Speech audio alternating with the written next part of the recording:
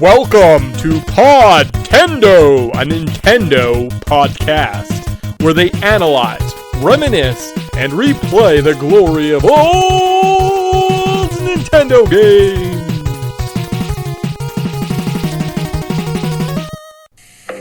Today's assignment, photograph the elusive Pokemon. How do you do it? You're gonna be fast. You need a keen eye, the best equipment, and lightning-quick reflexes. No, you don't. All you need is Pokemon Snap, the first Pokemon game for N64. Find them, frame them, and shoot. You can even bring your Snap cartridge to a participating Blockbuster video and print out stickers of your favorites. Doesn't look like they're coming out today. Hard luck. Pokemon Snap, gotta catch them. Hey guys, welcome to the Podtendo podcast, where we analyze, reminisce, and replay the glory of old Nintendo games. We can be contacted probably on YouTube, leave us a comment, or email podtendo@gmail.com. We're on other socials, but I never check them, so you'll get no response. We're a review, retrospective, let's play pop culture-y show. That's all the things you're going to get today. So thank you for tuning in. I'm your co-host, Mick, and I'm joined every episode by my lovely and talented co-host, Tyson. Cool. So I've got a new pop filter for my microphone to kind of take some of the gross sounds that my mouth makes that I've now noticed, and hopefully no one goes back and listens to old shows and like, oh, you do make sick sounds with your mouth quite often. Disgusting. But as a result, I can't get my headphones over my microphone for our like little intro countdown. Yeah. That's gonna make things more tricky. We have to take a little, I need like a couple more seconds, I think, just to scoot around it. But other than that, life is good, right? Yeah, absolutely. I think it's been pretty good. I've been playing lots of different variety of video games, which is always nice. Yep. And don't seem to be sick of any of them anytime soon, which is a nice change, because I feel like the end of last year I was kind of like flipping over rocks looking for something to play. Okay, nice, awesome. Yeah, excellent. For myself, I found I'm having a pretty good variety of games in my life at the moment, and that's always fun. But I do also default to some classics. I got an adapter for my Super Famicom games. So I have kind of like my top 5 Super Famicom, Super Nintendo games, but like Super Famicom versions. Got an adapter that worked and was playing A Link to the Past for the third time in probably like a month and a half the other day. And I was like, cool, but it's in Japanese this time. Nice. Yeah. Nice. How's that going? I mean, I only played just a little bit, and I played a little Super Mario World. I didn't get through all of them, but most of the games are just the same. The sound is supposed to maybe a little better, right? I've heard that's one of the Super Famicom advantages, right? But other than that, there you go. What are you doing? I can see that. Oh, and I was playing Zelda 2 on the Switch Online. So, all my cool video games that are just 40-year-old video games that I play. Yes. Well, as long as it keeps you busy and entertained, that's all that matters. And I don't learn anything new, because I never want to learn anything new. But we're doing something new kind of on this show. Sort of, kind of, yes. We are playing Pokemon Snap today, ladies and gentlemen. And you're like, wow, Pokemon Snap. Wait, I've been a listener for years of Podtendo. Didn't you guys already release Pokemon Snap a couple of years ago? Why, yes, we did. Yes. But I screwed up the audio somehow on my part, and it was unlistenable. And then I also made a mistake that I've only ever made once in this whole podcast. I double labeled 2 episodes. So Pokemon something, Sapphire, baby. Ruby Sapphire was like episode 151, and I labeled Pokemon Snap that came out right after it also 151. And I was like, wow, what a great carte blanche moment where I can just delete the old Pokemon Snap, not screw up any of the numbering of any of my shows, and then just push it into a little bit later. Or maybe it was like 51, not 151. Whatever. Maybe something like that. Something like that. Whatever. The exact numbers don't really matter. So there you go. So that's why you're getting a Pokemon Snap for the N64. How we already talked about it. Are these old notes from years ago? Yep. Was it super easy for us to make this show? Yep. And that's what you're getting. So Pokemon Snap. Second time's a charm? Sure. Well, we'll see if this game has a little bit of replay value. Okay. Let's just say. Yeah. We'll get to it. We'll get to it at some point. Yeah, something seems strange. So Pokemon Snap. So it's developed by HAL Laboratories. It sold 1.5 million copies. The release date was July 26th, 1999. How long to beat has this game at 10 hours? I feel like I wrapped it in 2. Yeah, I also feel like I didn't play it for that long. Price at release was $60. On eBay, you can get a copy of this game for about $50 to $200. That has never been opened. Or sorry, $2,000 for an unopened one. Don't buy that. That's too much money. That's too much money. eShop, it's not available anymore. It's actually available on the Switch N64 online. So if you pay the $64 a year subscription, it's included in that. It's kind of a fun addition to the N64 library, right? It adds a little bit of gameplay, and it goes really quickly. I don't know, like that's a good fit for it. Yeah. That's a pick up and play kind of game. Exactly. When you get a feel for it, right? Yeah, and you're bored, and you're just like, I want to play something, but I don't want to commit, and I don't want to know a story. Perfect. I'll go take some pictures of Pikachu. That is perfect. That's exactly what this game is. So where to play? You can play this on the original cartridge, or the Wii Virtual Console, or the Nintendo Switch Online. The N64 specific. Yep. Cool. Yep. All right, sweet. So with this, we do have to roll through our Wayback Machine. It's a little different, and something is different. And when we get to it, I'll mention it. All right, so Wayback Machine. So before we can talk more about this game, guys, we have to know, what did the world look like? What was the pop cultural landscape? What's the best way to do that? Maybe what was on TV? What was going on with movies? What was the songs? Actually, we're not going to talk about songs because that's just a decision that I've made going forward. I don't like playing the music clips because they get cut out on YouTube. And I'm like, I don't think it adds much to the show. Anyway, so we're traveling in our patented Wayback Machine and ask the age-old question, do we want to live there?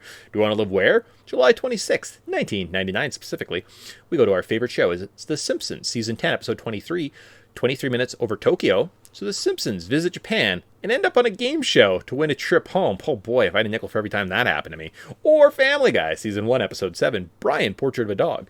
Brian and Peter's relationship is tested, which causes Brian to be sentenced to death until the Griffin families can save him. So of those two shows, which is your favorite? I think I'm going to pick The Simpsons on this one, as I think I did last time. But I think that's a good episode. Holds up pretty well.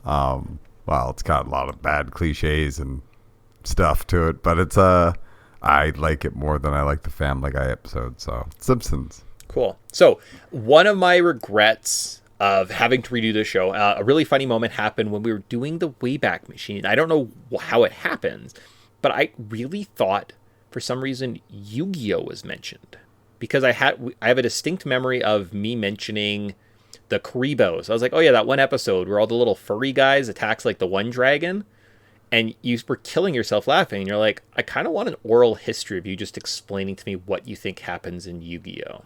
You thought that'd be very entertaining, and now we don't get that moment, and it's lost forever because my poor editing skills. Oh shoot. But well, why were we talking so keep that in mind. For some reason, if Yu-Gi-Oh jumps out at you, you're like, oh, that's the moment. Okay, I'll try to keep that in the back of my head. Seems odd. Yeah, I don't know why. Like, maybe if we pull up Diamond. Anyways, okay, cool. So other top TV shows you could be watching are Beast Machines, Transformers, Batman Beyond, Detention, Futurama, Redwall, Spider-Man Unlimited. Cool. And then top cartoons. Oh, I screwed this up. Yeah, anyways, go ahead. I was going to say, I'm like, I'm reading in the notes. I'm like, I might have been a story about watching Deep Blue Sea coming up. Playing Yu-Gi-Oh? I don't know. Yeah, I don't. I have no idea. Okay, cool. So then top TV shows, cartoons. I think I screwed that. Those are the cartoons. These are the TV shows. It was Angel, Roswell, Sopranos, and The West Wing. Top movies, because you're like, I don't really remember that well. Okay, cool. Top movies this summer was, this week we get Deep Blue Sea. So if you had it with those mother effing sharks and that mother effing space or underwater station, it's a movie for you. Still in theaters, you could see Summer of Sam, The Blair Witch Project, Lake Placid, Eyes Wide Shut, and Inspector Gadget. Okay. And if you waited a week or two, you could get Runaway Bride, The Iron Giant, Mystery Men, Hey Now, You're an All-Star, The Sixth Sense, The Thomas Crown Affair, and Detroit Rock City. Those are pretty decent movies, to say the least. That's actually a great summer.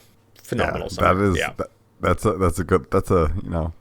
That summer is a one where you can agree the nostalgia has looked kindly on this. This is great. Ooh, baby. And then finally, the top video games released, I guess, this summer were Prince of Persia, maybe Sands of Time, and Mario Golf. If it's Sands of Time, I'm very happy playing me some Sands of Time right now. So. Well, when does Sands of Time come out? Obviously, there was a Prince of Persia, so 1999. I think so, because I think Warrior Within was like pretty 2000 because it. Oh, Prince of Persia 3D. It just uses computer graphics. Maybe on Windows? Yeah, so this was not... Yeah, Prince of Persia 3D. So not the Sands of Time. Of course. Because, like, did Prince of Persia come out on the PS2 the same time that Pokemon Snap got released? No, of course it didn't.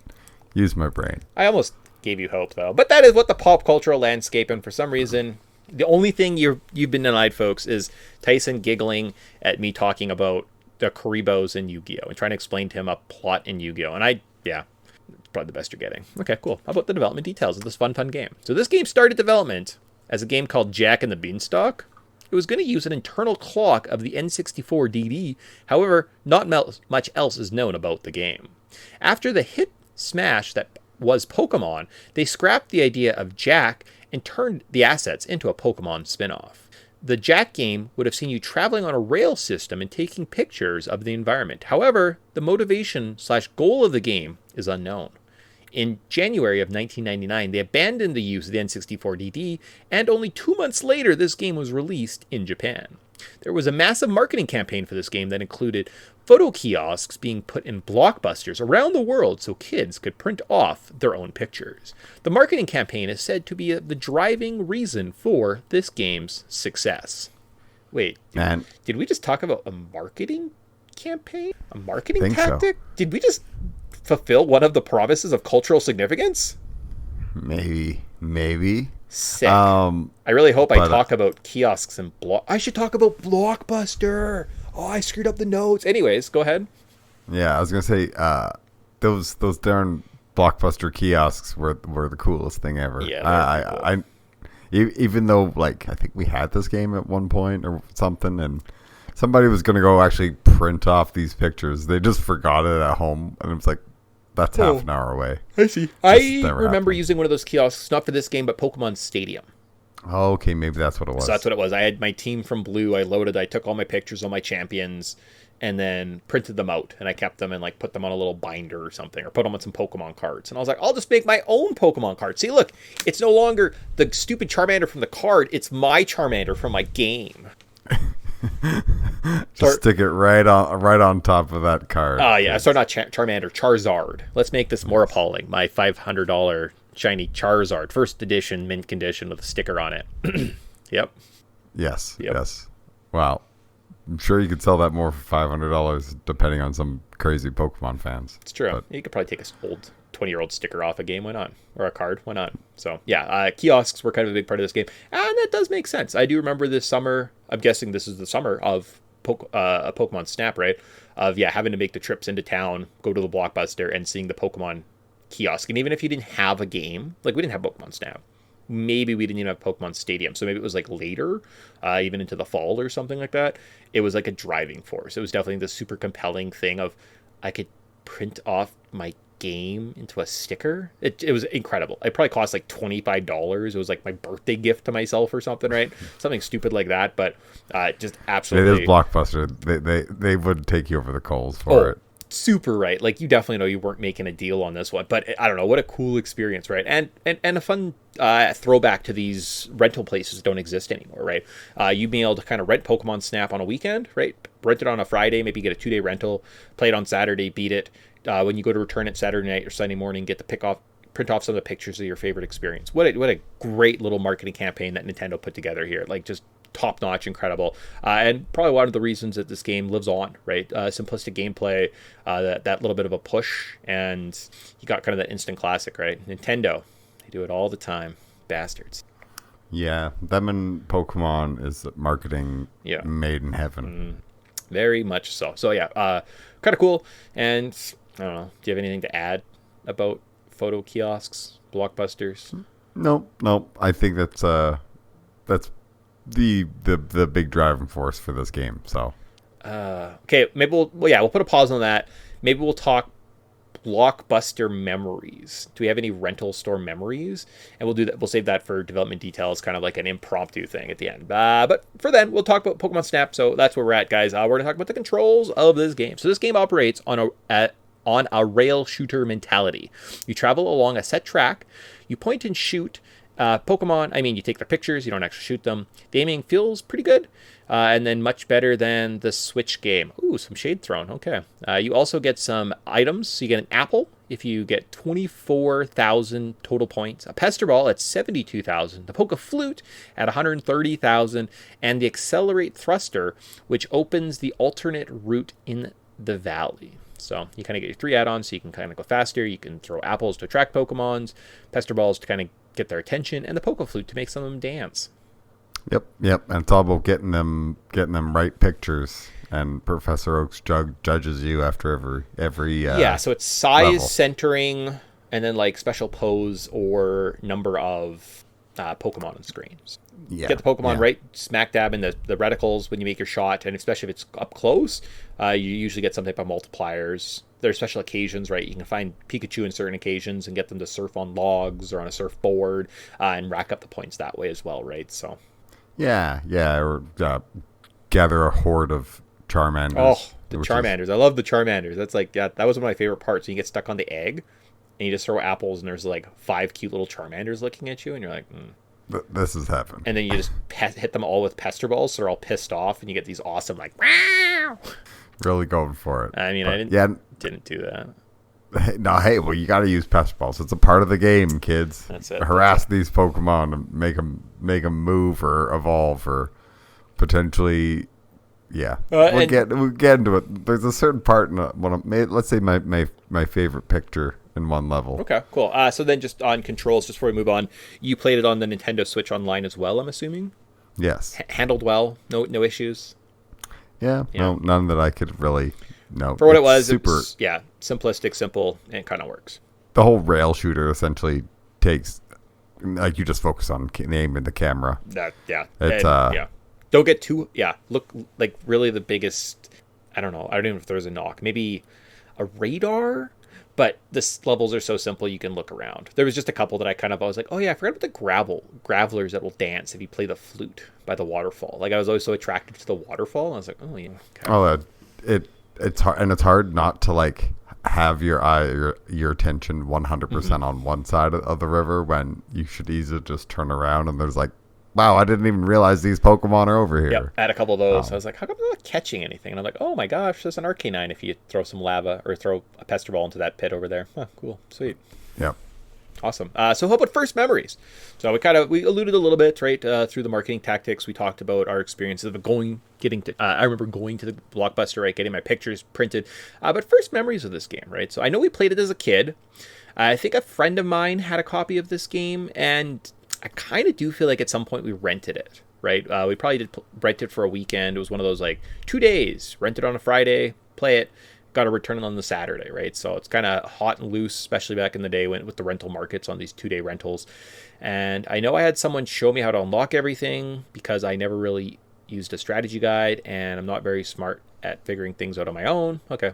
And maybe Nintendo Power assisted us at this point, right? So we might have had a copy of Nintendo Power, and I imagine there was 3 or 4 of us trying to beat this game, right? Whether it was someone who owned it or just some type of rental copy.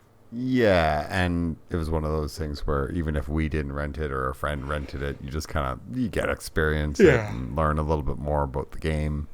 This was definitely one of those games where it was, you were trying to beat it by community for sure. Yeah, when I first got back into my N64 a couple years ago, I think I got it as a birthday present, and I just remember distinctively like laying in my dark, dank basement on my 60-inch TV, my 60-inch rear projection TV, guys. Like, this is like classic 90s kid, wrapping this one day, and I think that was probably the first time I ever beat this. I don't know if I beat it until an adult, right? I think I was working kind of downtown at that point, so looking 4 or 5 years ago, right? So this has almost been just like a more recent occurrence that I've kind of gone back and actually been able to beat this game. It's relatively simple. Maybe more difficult as a kid, but there's like 5 things you need to learn, and you can beat it. So yeah, and I think the controls do a really good job of making it extremely approachable and easy. Like, it's not like you have to fiddle with different things. You like press A for an apple, press B for the Pester Ball, and like C over exactly for the Poke Flute. Like, Z and this take pictures. Is so so easy. Yeah, it's nice. It's like, reload. They're not very long. It's not overwhelming by any means. So cool. But getting to the game proper. Sure. Yeah. All right. Absolutely. So the story. Todd Snap. I call him Todd in the last episode. What? Is summoned by Professor Oak to an unusual island to help him with a report. Ooh, okay, all right. So level notes, you're welcome to a lab, and you can look at past pictures you have taken and choose a course. All right, so I think we'd start Pretty basic. Yeah. really basic. So you guys ready to listen to the 6 levels? All right, hold on. So you start out at the beach. You move along a beach near an ocean. I think all beaches are near oceans, otherwise they're deserts. You can take pictures of Doduos, Pikachus, Butterfrees, Meowths, Pidgeys, and a Lapras. And if you come back with upgrades, you can also unlock Scyther, Chansey, Kangaskhan, and a Surfing Pikachu. All right. Well, what is your favorite? So we'll just talk maybe one Pokemon, one kind of scenario in each area. What is your favorite picture from the beach? I do like getting the Scythers out of the bushes by throwing the Pester Balls and stuff. Yep. Yep. That one's a fun time for me. I always like Scyther. I think it's a cool Pokemon. Sure. So that one's my favorite. Cool. Yeah, that one's fun. I had one moment where I think I stuck use either the Meowths or the Pidgeys that come out of the bushes, and I had them queued up in such a way that I kind of got stuck on the track. So I had in a really nice spot, had a great picture of Scyther that I kind of got out. For myself, I wrote down Snorlax. He is one of my favorite Pokemons, and watching the big guy kind of wake up from a nap always just brings a smile to my face. Yeah, absolutely. He's amazing. And then I guess just if you have like a general comment on the overall level design, maybe something that like bugged you, irked you about each area, you can mention that as well. So it's pretty standard. You're on a rocky kind of beach area. That's you do kind of understand the set pieces of it all. So you start out on an open beach. There's the Pokemon's running around, and then it's usually each of the little interactive areas, right? Whether it's a patch of grass with some logs beside it.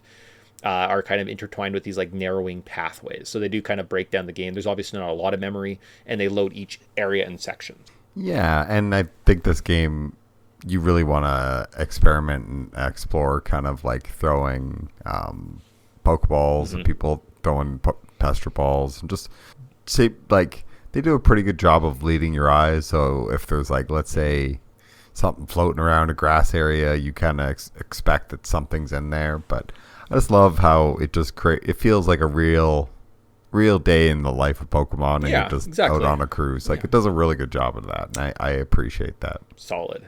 So then on to the tunnel. So you enter a cave that needs the power turned on. You can take pictures of an Electrode, an Electabuzz, Pikachu. There's a Haunter, a Diglett, and a Zubat. And when you come back with all the upgrades, you can unlock Zapdos, Kakuna, Magnetite, Magneton, and a secret passage.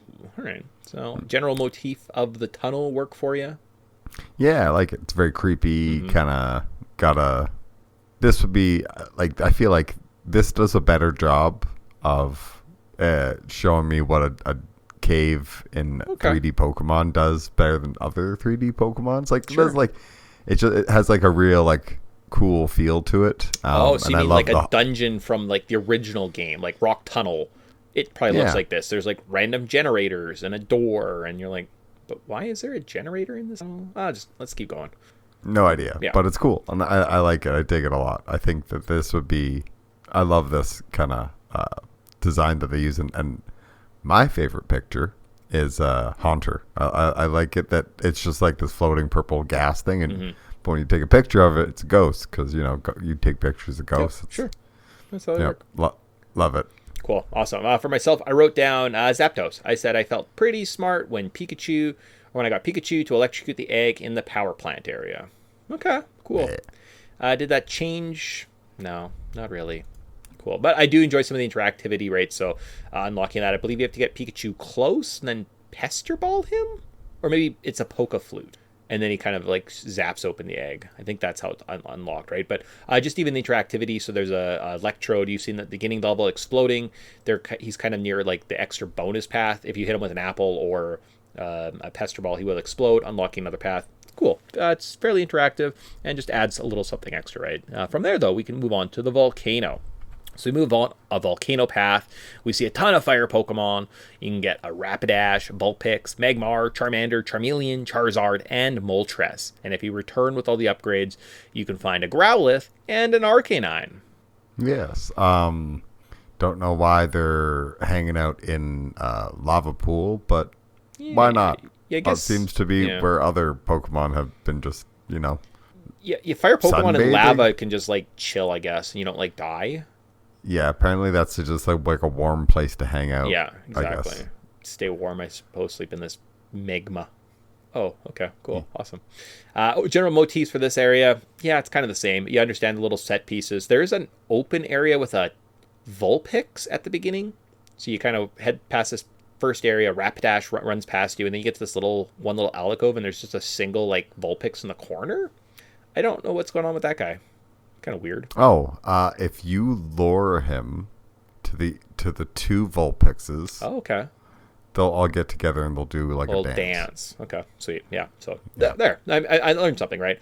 With this one, there's a fun spot where right before you hit the Moltres egg that's kind of blocking your path, you can stop, you can throw some apples for a Charmander, and like 50 Charmanders show up. It's pretty cool. And then you can throw Pester Balls, and get them to dance. One of the best parts. Yeah, and then get them like right up to you. I really like that part. Favorite picture for this episode, I said the Magmar and the Charmander. That kind of fights until Magmar fire breath Charmander, making him a Charmeleon. Sure, cool. But no, I think for pound, the horde of Charmanders is completely adorable, and it's my favorite spot. So yeah, I like the horde of Charmanders as well, Yeah. but I went with you throw I think it's just an apple or it does an apple or whatever. And you knock the Charmeleon who's walking around into this like little like lava pool, and then the Charizard bursts out. That's pretty cool because it feels like very kaiju-esque. yeah, sure, cool. Yeah. That's fun. Nice. Then from there, we head to the river, and I think with this, just probably a number of points. There is no special ending. You just kind of end up there if you get enough Pokemon. That's maybe what it is. It's like a Pokemon or something. So the river. So you can travel down a wet, damp marsh path. You can see a Poliwag, Bulbasaur, Slowpoke, Shelder, Magikarp, and a Slowbro. And if you return with the upgrades, you can grab a Metapod. I guess you could probably get that up at the beginning, but sure, whatever. A Porygon, a Vileplume, and a Secret Passage. So from here, what is your favorite picture? I like. I think it's the little Bulbasaurs on the stumps. Yeah. That one really stands out to me because I think you have to like knock him off, and then throw an apple, and they'll lure him out of the little hole, and he comes up and he like rowels at you. It's pretty cool. I like that. There's the Porygon one does also like kind of stand out because for some reason I don't know. Porygon is a great Pokemon design, and I love them. Okay. So. Oh, I see, like that, yeah. For myself, I wrote down the Slowbro. So you have to get a Slowpoke, lower him over to a little fishing area. He lets a Shelder grab him. You can grab a picture of the big doofus. So that one's like kind of fun. Also, Quick Attack Pikachu. So towards the end, there's a Pikachu and a stump, and if you can smack him with a Pester Ball, he'll run out and use Quick Attack and kind of run around. And if you capture a picture of that, worth a lot of points. And that one's harder to do. So I like those ones that are like a little bit more skilled. So maybe we'll go with that guy. We got a secret passage, though, so that's pretty exciting. And you unlock the secret passage here by, I think, luring out a Porygon, right? And it jumps on a button. Yes. Okay. Yeah. Cool. From there, though, we can head to the cave. So you head into a dark and creepy cave. You see Grimers, and Dittos, and a Zubat, and Pikachus, and a Coughing, and a Jinx, and a Jigglypuff. And then when you return later, you can unlock Articuno. Cool. Yeah. This got... this got some big Mount Moon vibes. Yep, sure. But I love, like, for some reason, as I've gotten older, I like the Pokemon I didn't used to like. Now they have a really soft spot for me. Like, so the Grimers and the Mucks of the world, I really like them. Okay. Because if you just bombard the one guy, he evolves into a muck, and I like that. Just a big old sludge monster with his one arm up in the air. He's a great design. Yeah, awesome. For myself, I said I accidentally saved the Jigglypuff, so he's getting kind of chased around by a Coughing, and then you get to see them all singing at the end. So I never got 3. I only ever got 2. I only ever got 1, I think. Okay. I don't know. Yeah, in terms of other, that's kind Maybe of. there was 2. There's definitely, I think there's 3 in the one area if you're fast enough. But I always got attracted by the Bell Pokemon. So it's Bellsprout. Vileplume? Victory? No. What's the second? Weeping Bell. Yeah. It's a Weeping Bell. You hit it, becomes a Victory Bell. Yeah. Weeping Bell, then Victory Bell. Okay, if you do that, I always seem to get distracted by that the 2 or 3 times I played this, so I didn't save all the Jigglypuffs, but kind of cool. I like when they're somewhat interactive, right? And you have to kind of learn all the little set pieces, right? So had you not saved any Jigglypuffs, you would have got to the end and there would have just been this like open little alcove with nothing going on. Maybe you save one Jigglypuff and there's one singing, and then you're like, oh, I should get all of them, right? So it is rewarding. I like those little puzzles that are kind of rewarding in this game, and it kind of rewards you to play more. Great way to make puzzles in a game. Play more and you get a benefit. Wow. Head explode. All right, so from there though we move on to the valley. So you move along a fast-paced river. I don't know if that makes sense. That requires some of the most precise aiming in the game. You can find Squirtles, Mankey, Geodude, Sandshrews, and Sandslash, Graveler, Staryu, Starmie, Dragonite. You might be able to unlock them all during your first playthrough, but Gyarados is also in the area, as well as a secret passage. Ooh, wow. Yes. And getting the secret passage is tricky because you have to like hit this Mankey on the top of a... Oh, yeah, because you see 3 Squirtles, and then there's a Mankey on the top, and you kind of have to hit him, obviously, with the shell, so he rolls down the hill. I had, like, no issue with it. I just waited. Okay. I just waited until, like, you kind of can line up the turtle shell Mankey, and then you just threw a ball at it and it hit him. I got it, like, my first try. Yeah. I kept, for some reason, apparently, trying to, like, lob it on... but I think that's just me being impatient. Okay.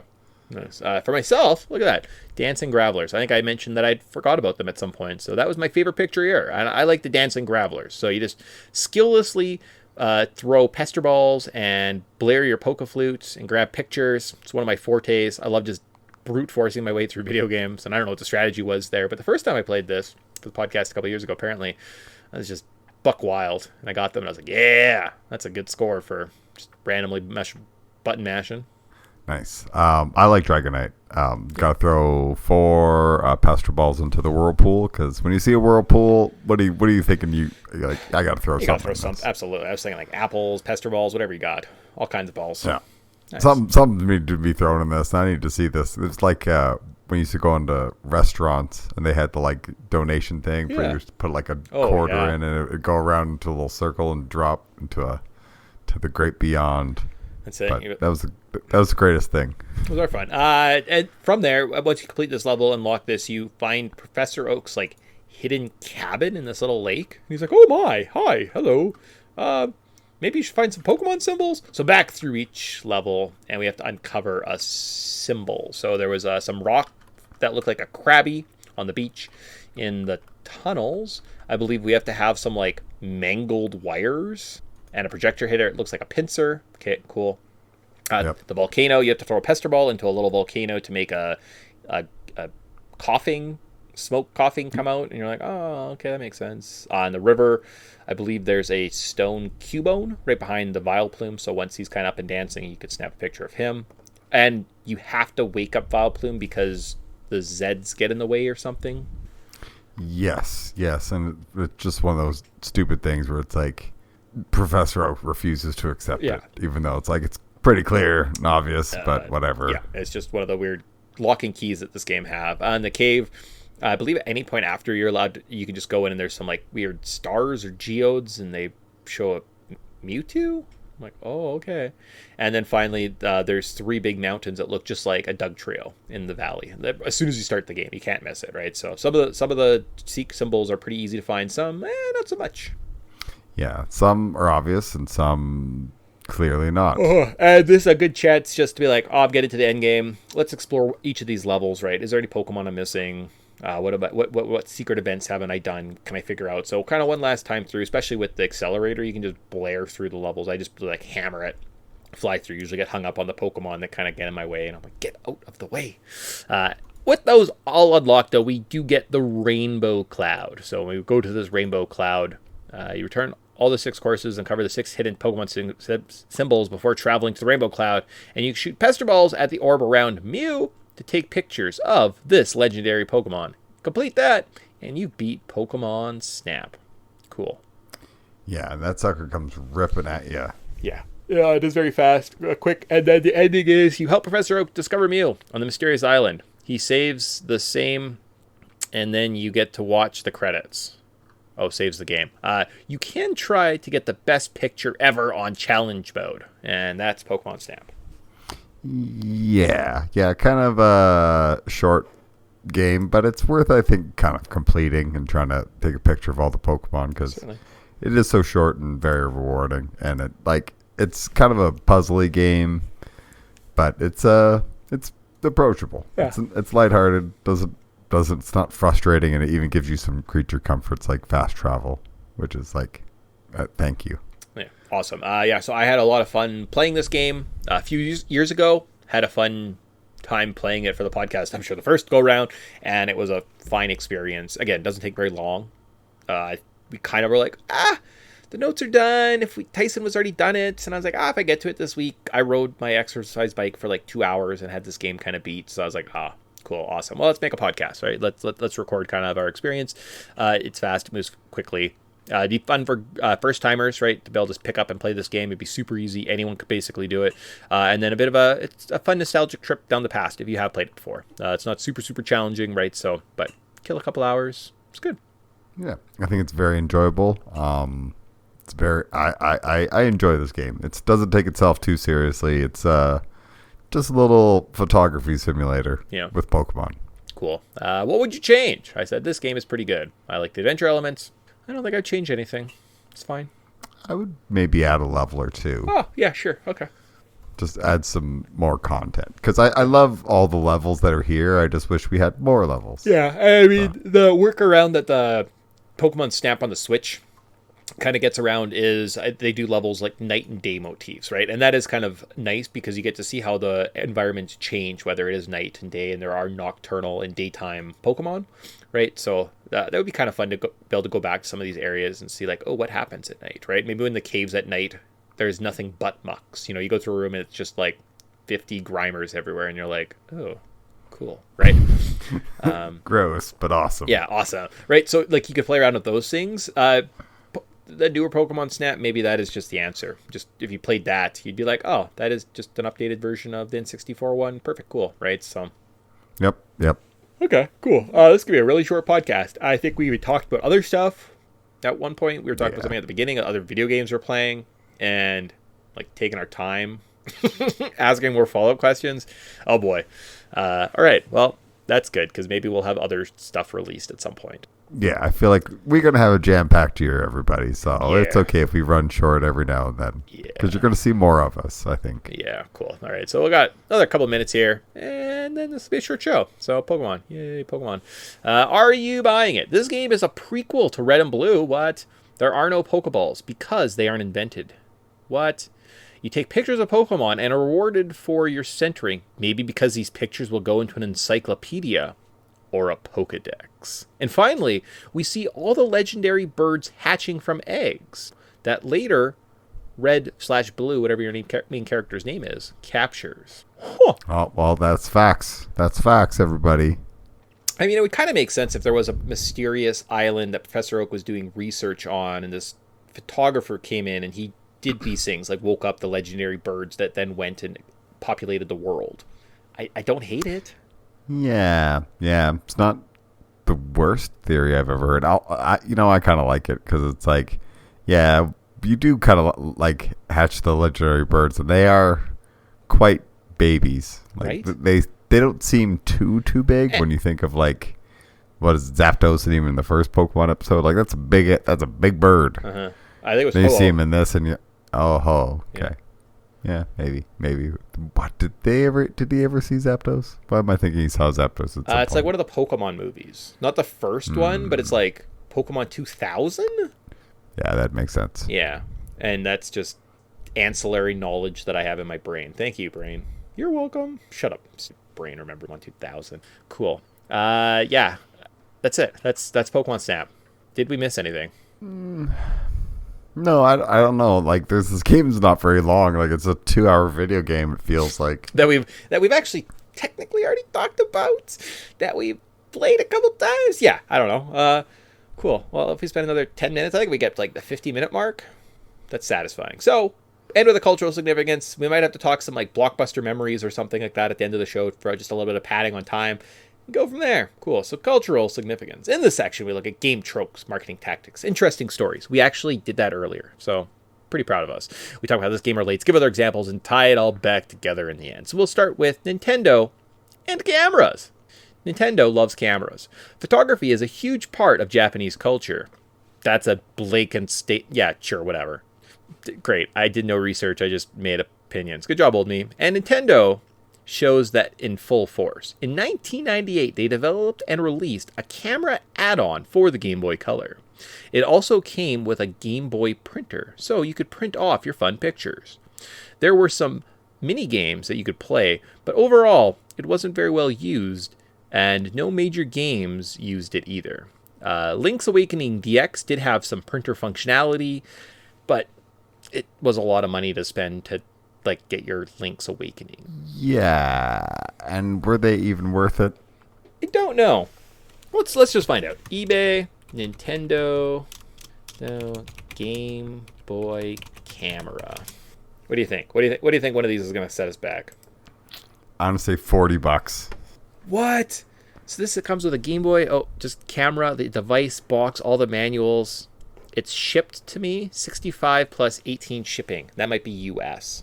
So $100. Okay, that's not terrible. You know, that is at like 85. Yeah, maybe over 100 or something like that. Huh. Here's one, just a Game Boy camera. If you wanted just to plug it into your thing, $50. Yeah. Huh. Cool. Well, you know, if you ever really want a super good camera, don't buy a DSLR. Buy yourself a Game Boy camera. Endorsed by Podtendo. There we go. That's exactly. And if you want a printer, do not go and get yourself an HP printer. Don't get any kind of printer, really. What you want is the pocket printer for the Game Boy that comes, look, refillable ink cartridge, $25. This one, it's a Pokemon themed one, only $150. That's cheaper than most entry-level printers, everybody. Here's one, Game Boy. You don't get a box. $60. So for $100, you're getting a nice camera. You do need a Game Boy. So that is the one. You do need a Game Boy to use this. And you're limited to just use your Game Boy and print from there. But pretty good option. I've heard worse. Like, get some nice wedding contracts this summer. Out there with your Game Boy. Taking all pictures of the bride and groom. You're printing them off right there at, like, the reception. People are like, oh, sick. And you're like, oh, it's only $15 for another roll, guys. Like, oh, doubly sick. Let's rain money. I got a couple $100 to spend on a camera, and it's black and white. So I bet you it's not even printer. Like, I bet you there's no ink. It's just, I bet you, what's it called? Carbon paper. Thermal paper. Yeah, thermal paper. So sick. Well, and just feel like you're a retro photographer. Retro video game photographer. Oh, okay, cool. Oh, I remember, like Mario World? Yeah, just like Mario World. Oh, perfect, great. What the fuck is this guy doing? So, there you go, everybody. That's what you need to buy. Yeah. Run out, buy it now. This is the new hotness. That's it. You want some sick pictures? Oh, not only that, but guess what? Selfies, you know what you can't do? Print them off right there while you're out in the street and, like, post them on stuff. So you could, like, take a picture of yourself at a phone booth, put your picture of yourself at the phone booth right there. That technology doesn't exist anymore, people. No, it sure doesn't. I mean, and literally none of it. Like, phone booths don't exist. It's true. Okay. If you find a phone booth and you're using this, you might have traveled through time. So. Yes. Or you're somewhere in the Midwest or something. There we go. Just backwards. Yeah, one of those like little podunk towns. That's right. Podunk, guys. Oh, podunk. So. All versions of the DS, DSi, 3DS, and 2DS have included cameras. You could take pictures of your face for the Miiverse and Mii Creations. This was big in the game Nintendogs, where you could actually take pictures of your canine friends and bring them into the game. What?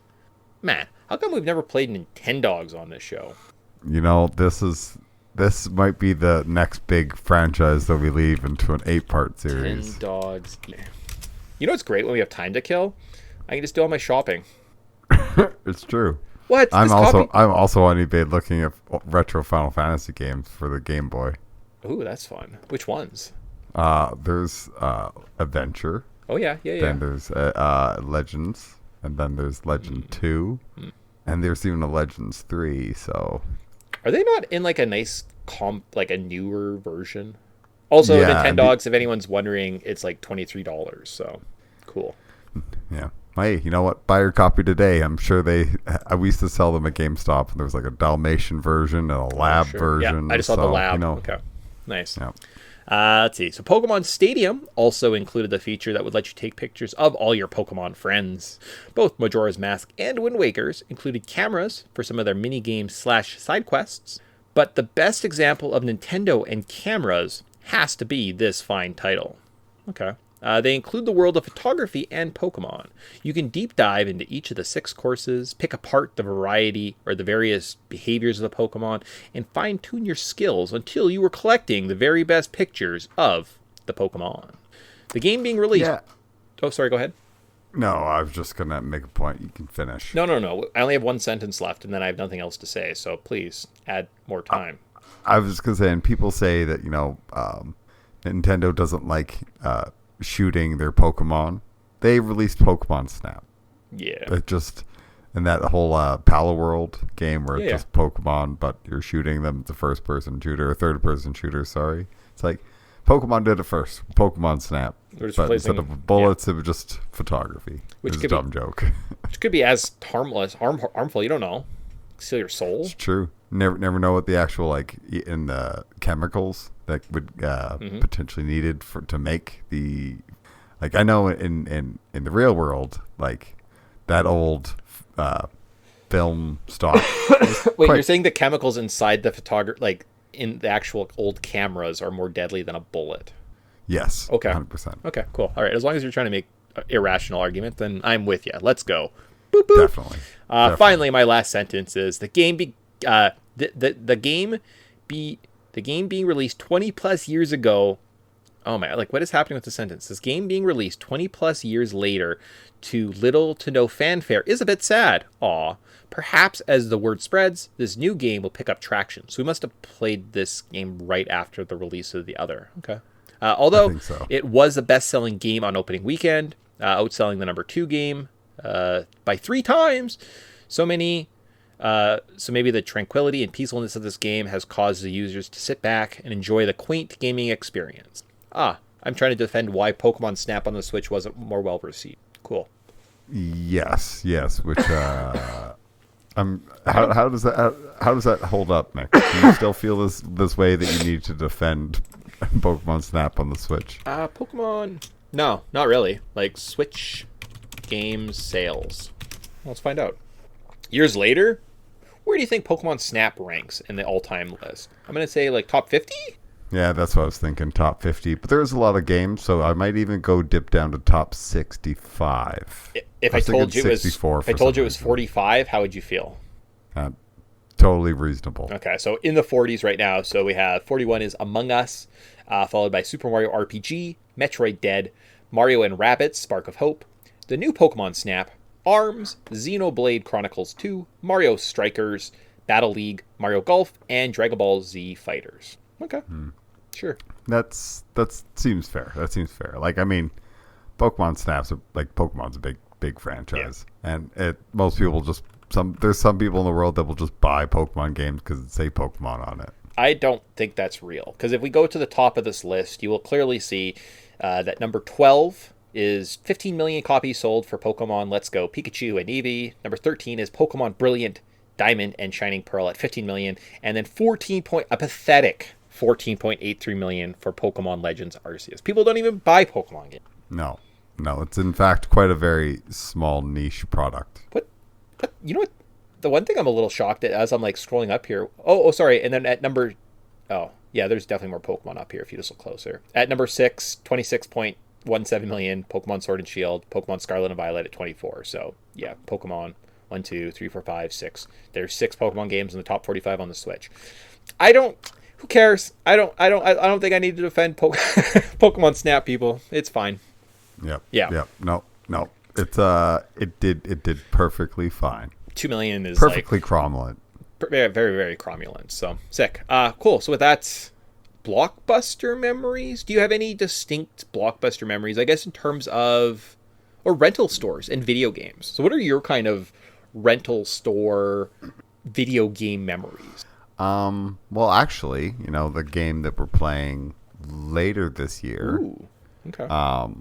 That I don't know where we got that game. That might have been that one store in Fernie that we always seem to find good stuff at. Okay, yeah. But I think that we got Great Goemon's Adventure at Secondhand. Blockbuster. Yeah, certainly. Okay.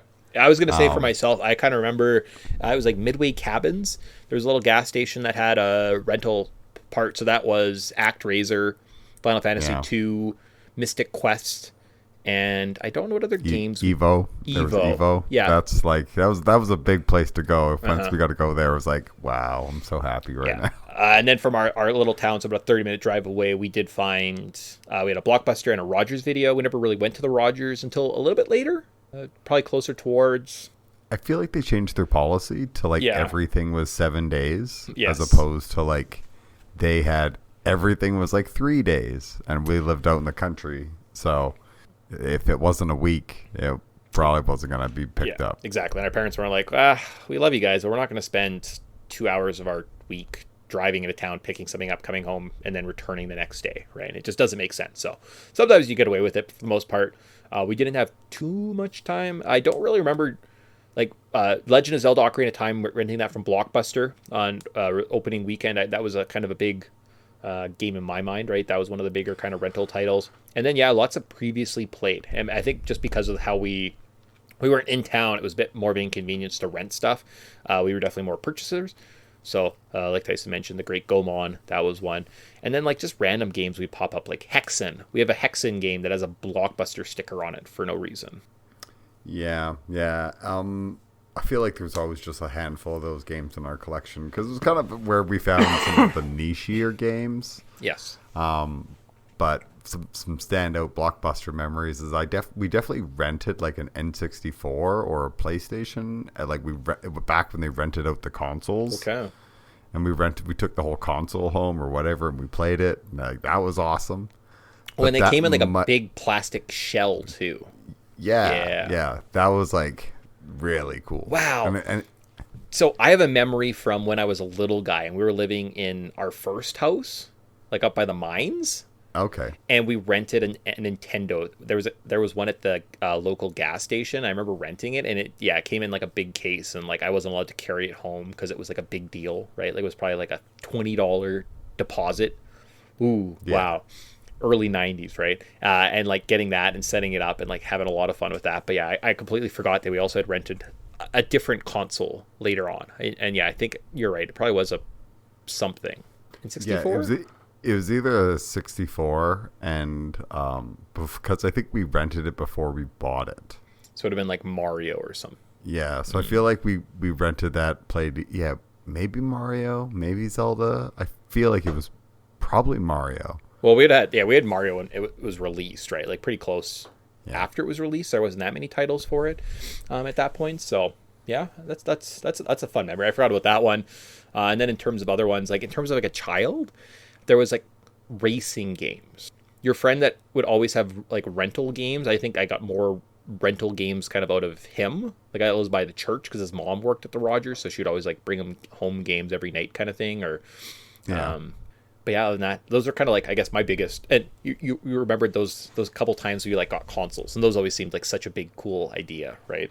Yeah, and then there was the legendary shopping trip where I think we came into possession of some Super Nintendo games. You got Street Fighter 2. Okay. And I think we got it in 64. So we got like newer, I was like Turok, Shadows of the Empire, Hexen, Street Fighter 2. Maybe that's where the Hexens of the world came up. Because I've always cherished Hexen, and that was like, this was my game. So I feel like that might have been grabbed into the it was something. It was something like I went big and I was like, I need Turok, Shadows of the Empire. And like, oh, that's $100. That's all you get. You were like, I'm gonna nickel and dime this. I'm gonna get Hexen. I'm gonna get, and I feel this one's $10. And like you guys, you and our cousin got like, it was like a Beast War. You got like a Rat Trap CD and then a couple games. And I was like, I'm just gonna get these two N64 games because I feel like there's better value in my hands right now. So that's fair. Yeah. That's fair. And I was grabbing discount shit. I didn't know what Hexen was, but it was coming home with me. Oh baby, I can't wait. And maybe a Gex. Oh yeah, that's a possibility. Gex probably came from there too. So that's kind of our sort of sort of kind of childhood experience. And then as an adult, I'd go to rental stores all the time. I loved going to rental stores.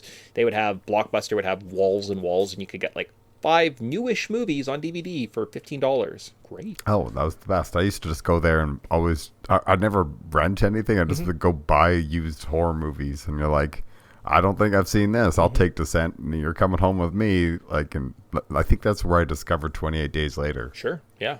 Yeah. So lots of my media, I feel the same way. I built up my collection. I'd go buy some movies I haven't seen, missed out on, have them on a shelf, and then you'd watch through them. And you're like, oh, that was pretty good. Or like, oh, that was a terrible movie. And like, oh, that's pretty good, right? So it definitely helped kind of fulfill that early adulthood, kind of pre-streaming, at least in my mind, right, was a big part of the rental store. So I've always said, I'm like, I love rental stores. If they existed, I probably would still use them. Yeah, I know I can stream stuff, but going and getting a copy of like The Eraser with Arnold Schwarzenegger, watching it, returning it, it's kind of fun. Yeah, they always trick you with all the candy up front. It's like instead of going to the movies, it was it was a cheaper alternative to going to the movies. Yeah. So cool. In the poor, sad world of, man, like, time moves so fast. Though we watched a movie from 2012. And there was a scene where a guy in a movie was just like, or in a museum was just telling all these facts, and he got into like an argument with the interpreter or like the tour guide that he thought he knew more. And I was like, that never happens anymore, because anyone could just pull their phone out of their pocket and be like, oh, these are what the facts say. Yeah. We live in a funny time. But cool. That is our Pokemon Snap Show. Look at that. We almost legged it into an hour. Yeah, we might have padded that last little bit going on some nostalgia tangents, but that's Pokemon, or that's Podtendo for you. So that's it. Well, we have to. That's it. If we were talking about a game specifically that the marketing campaign comes out around Blockbuster, we got to talk a little about Blockbuster, guys. That was a big part of like 90s, 2000 kids, right? That's just part of who we were, how we kind of grew up. We weren't all about the streaming services and the Game Pass, where you just have every game for a monthly fee. And if you have any fun rental stories, just send them our way. We always love hearing that kind of stuff. Or leave a comment on our video. Sick. Cool. All right. So with that, I think we're going to wrap up, say goodbye, and maybe we'll be back. Oh, never mind. We won't be anywhere near this time at that point. Yeah, cool. All right. That's it. Bye. See you. Yeah, bye.